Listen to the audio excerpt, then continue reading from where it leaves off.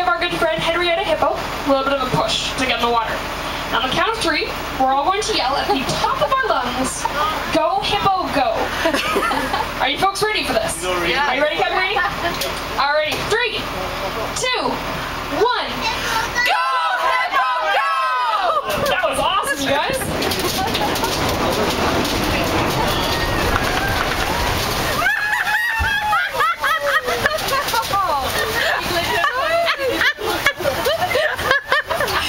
Thanks for that awesome slosh, Captain. Congratulations, folks. We are officially a boat on the water. As I mentioned before, this is a little more chill section of the tour. You guys can feel free to get up and walk around if you'd like. Stretch your legs, do a little yoga in the aisles, whatever you gotta get up to.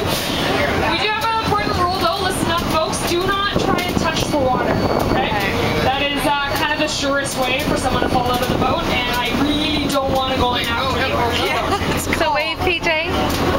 Wave hi. Hi. If you have any questions, please feel free to come up and ask me or shout them out as loud as you can. I'll maybe hear you, we'll see what happens, and I'll just be pointing out some of those cool